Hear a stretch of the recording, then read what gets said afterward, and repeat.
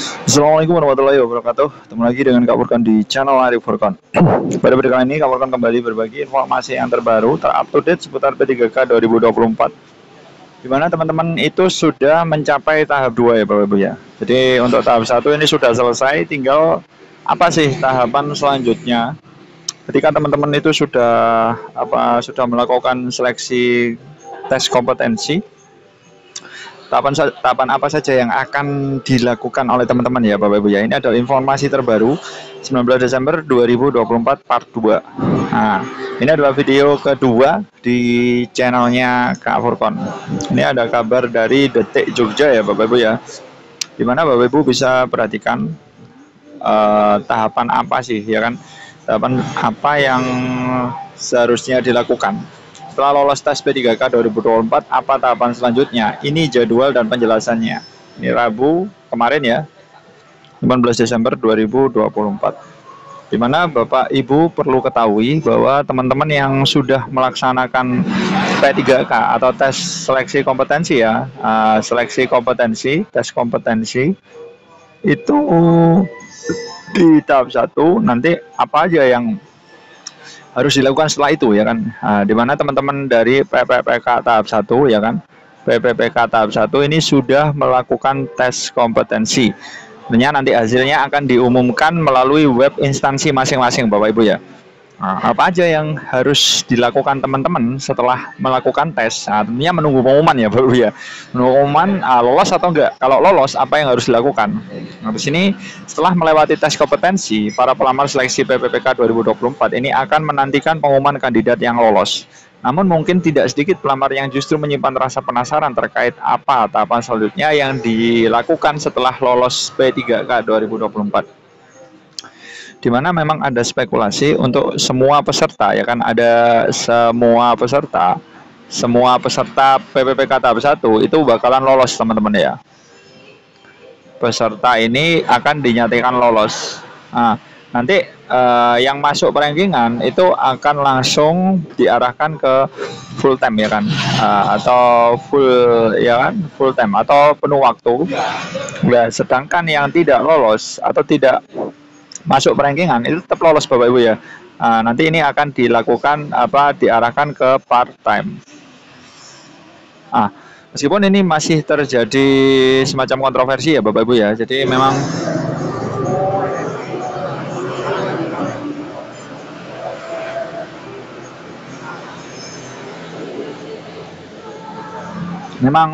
tidak sedikit ya teman-teman yang berharap untuk menjadi P3K yang full time.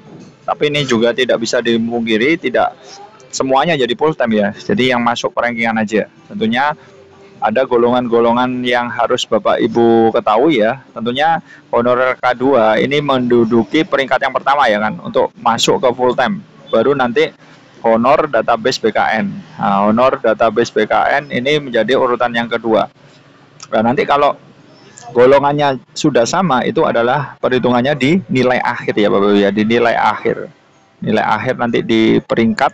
Lah yang terbaik lah yang masuk perankingan. Seperti itu Bapak Ibu ya. Oke, seperti itu Bapak Ibu ya. Jadi tentunya memang suatu dilema ya Bapak Ibu ya. Jadi kalau untuk part time memang belum ada regulasinya, tapi dijanjikan sih oleh Ibu Menpan itu gajinya itu tidak jauh ya kan, tidak jauh berbeda dengan full time P3K yang full time. Seperti itu Bapak Ibu ya. Jadi kita tunggu saja regulasinya, sambil menunggu teman-teman bisa bersiap menyiapkan dokumen-dokumen yang harus diperlukan ya kan, untuk tahapan selanjutnya setelah dinyatakan lolos oleh tes kompetensi. Sini Bapak Ibu bisa perhatikan bahwa mengacu surat PLT di Bidang Sumber Daya Manusia Kementerian Birokrasi, ini penyesuaian jadwal PPK 2024 itu dapat diketahui bahwa hasil kelulusan periode 1 ini diumumkan mulai nanti ya 24 Desember 2024. Nah, momentum inilah yang membuat para pelamar ingin mengetahui kandidat terpilih untuk mengisi posisi P3K. Ada spekulasi nanti lolos semua Bapak Ibu, itu tentang aja. Nggak tahu nanti kalau Bapak Ibu nanti masuk perankingan ya full time. Misalkan Bapak Ibu nanti formasinya, ini banyak yang belum tahu ya tentang sistem perankingannya itu seperti apa. Jadi misalkan tergantung ada dan tidaknya formasi Bapak Ibu ya. Jadi misalkan sini ada simulasi. Ya kan ada formasinya itu ada tiga. Ternyata pelamarnya itu ada 4 dari apa K2 ya kan, honorer K2, dan 2 dari honorer database BKN HDB. Nah, database BKN. Tentunya nanti di sini memang yang honorer database BKN ini sudah tidak memiliki peluang untuk menjadikan full time ya kan. Ini sudah tercoret ya kan. Karena formasinya yang dibutuhkan itu hanya 3. Dari 4K2 ini hanya 1 tersisih ya kan. 1 tersisih. Dikarenakan nilainya yang paling jelek ya kan, atau yang paling rendah itu tersisih. Tetapi tidak ada masalah ya kan. Baik 1 yang tersisih ini maupun 2 honorer database BKN ini tetap dinyatakan sebagai lolos ya kan, atau PPPK part time. Nah, seperti ini. Nah, ini tetap dinyatakan lolos sebagai PPPK part time. Nah, part time atau paruh waktu. Yang spekulasi gajinya itu akan mendekati yang PPPK yang full time. Seperti itu Bapak Ibu ya. Jadi ada spekulasi bahwa memang P3K tahap 1 ini semuanya bakalan lolos. Untuk tahap 2 nanti dilakukan perengkingan lagi, seperti itu. Mengingat tahapan pengumuman seleksi P3K 2024 periode 1 ini akan segera dimulai. Tentunya pelamar ini perlu memahami nih tahapan selanjutnya setelah dinyatakan lolos. Nah, hal ini dimasukkan agar tidak ada satupun tahapan yang dilewati begitu saja oleh pelamar setelah dinyatakan lolos. Nah, jadi teman-teman cek berkala aja Bapak Ibu ya di instansi masing-masing. Nanti siapa tahu sudah ada pengumumannya ya kan. Teman-teman cek berkala wajib, karena nanti tahapan selanjutnya nanti tentunya pengisian DRH ya Bapak Ibu ya. Cek berkala, jangan sampai tertinggal. Karena ini biasanya diumumkan di instansi masing-masing. Teman-teman cari aja webnya, nanti pantau secara berkala. Instansinya jika sudah mengumumkan itu akan kelihatan Bapak Ibu ya. Mengenai P3K part-time itu memang belum diatur regulasinya, tapi ini sudah jadi jaminan ya teman-teman yang mengikuti P3K tahap 1 ini akan lulus ya kan, baik itu menjadi full-time atau part-time, seperti itu. Nah, tahapan selanjutnya setelah lolos apa sih? Apabila merujuk pada surat tersebut dapat diketahui nih bahwa setelah pengumuman hasil kelulusan akan dilanjutkan ke pengisian DRH. Ya tadi yang Kak Furqan bicarakan tadi ya. Adapun pengisian DRH ini 1 sampai 31 Januari 2025. Setelah pengisian DRH itu selanjutnya adalah penetapan NI PPPK 1 sampai 28 Februari 2025.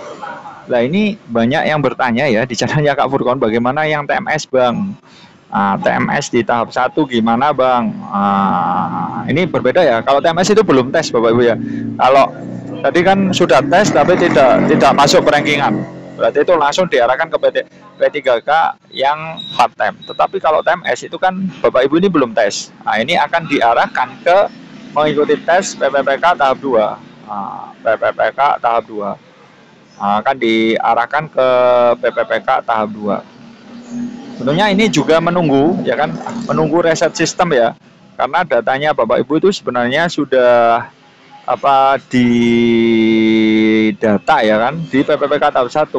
Nah, teman-teman ini kan TMS sehingga membutuhkan dinas terkait ya untuk melakukan konfirmasi ke BKN. Nanti akan direset sistemnya dari pusat sehingga teman-teman bisa mendaftar P3K tahap 2. Jadi tidak bisa langsungan Bapak Ibu ya. Jadi nanti ada prosedurnya, terakhir kalau nggak salah sih 27 Desember. Itu terakhir konfirmasi teman-teman yang TMS ini untuk melakukan konfirmasi sehingga bisa mengikuti PPPK yang di tahap 2. Seperti itu Bapak Ibu ya. Nah, di sini Bapak Ibu bisa perhatikan bahwa lantas apa sih DRH itu apa sih? Ya, mengacu pada petunjuk teknis, itu adalah daftar riwayat hidup ya Bapak Ibu ya. Yang dibagikan secara resmi oleh BKN, dapat diketahui DRH adalah akronim dari daftar riwayat hidup. Nantinya pelamar akan diminta untuk melengkapi DRH, namun hanya pelamar yang dinyatakan lolos saja yang mendapat fitur pengisian DRH. Nah, ini juga menjadi tanda tanya yang besar Bapak Ibu ya. Tanda tanya yang besar sekali, tanda tanya ya, tanda tanya besar. Nah, kalau yang full time aman ya, masuk perankingan. Lah bagaimana dengan yang part time atau paruh waktu? Apakah juga mengisi DRH? Tentunya kalau berdasarkan prosedur sih ya, kan meskipun part time tetap di ASN kan ya. Intinya kan kategorinya tetap ASN meskipun paruh waktu. Jadi menurut Kak Furqan sih tetap mengisi DRH nanti teman-teman yang tes di tahap 1 itu Bapak Ibu ya. Bapak Ibu bisa perhatikan di sini pada tahapan pengisian DRH, pelamar akan diberikan opsi untuk melanjutkan tahapan seleksi PPK atau mengundurkan diri.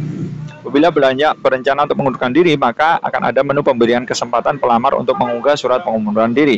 Dan sebaliknya, jika pelamar tetap melanjutkan tahapan, tentunya mengisi ya kan. Nah, ini riwayat pendidikan yang pernah ditempuh dan lain sebagainya. Nah, nanti Kapurkon buatkan nanti untuk tutorial pengisian DRH akan Kapurkon bahas di video lain tentunya.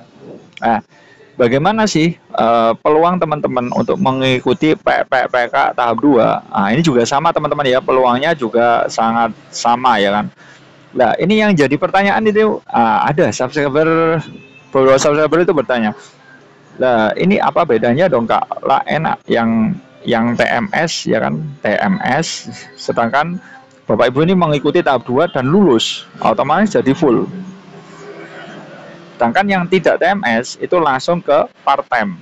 Nah, ini juga pertanyaan yang cukup susah ya Bapak Ibu untuk jawabnya karena regulasi belum ada. Jadi ini Kapurkon juga tidak bisa menginformasikan secara jelas tentunya ya.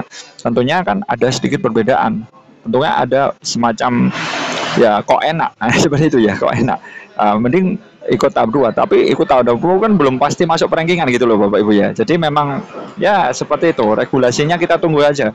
Regulasinya yang part-time ini gimana? Seperti itu. Nah, Bapak Ibu bisa perhatikan bahwa seperti yang diungkap sebelumnya, setelah dinyatakan lolos, masih ada yang tahapan diperlukan yaitu pengisian DRH. Nah, ini lengkap sampai akhir. Tentunya tahap 2 ini, ini Bapak Ibu ya. Tahap 2 itu seleksinya itu masih lama Bapak Ibu ya. Ini seleksinya cukup masih lama banget, bisa persiapan ya. Nah, di sini pelaksanaan kompetensi teknis tambahan. Nah, ini yang tambahan Bapak Ibu ya. Kemudian pengisian DRH dan usul penetapan NI PPPK. Ini yang tahap 1. Nah, ini tahap 2 Bapak Ibu ya.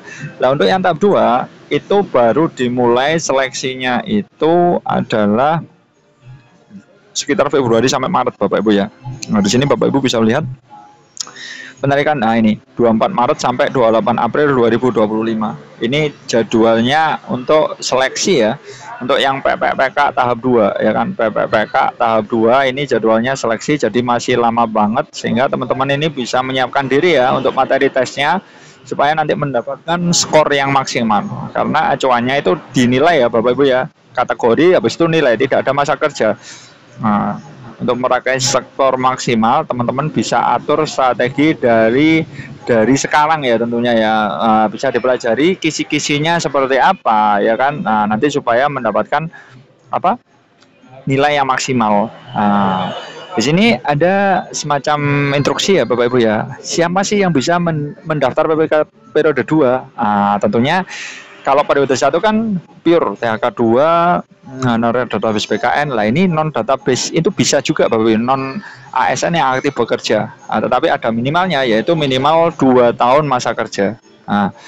Jadi ini kesempatan Bapak Ibu yang di instansi pemerintah ya, minimal 2 tahun. Sementara teman-teman ini belum terdata BKN, ini ada suatu kesempatan untuk mengikuti P3K tahap 2.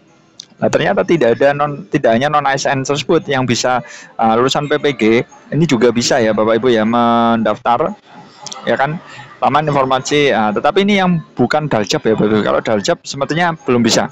Ini yang dibuat untuk prajab dan yang alumni SM3T yang belum, katanya pokoknya belum dapodik lah. Intinya belum dapodik. Itu bisa mendaftar.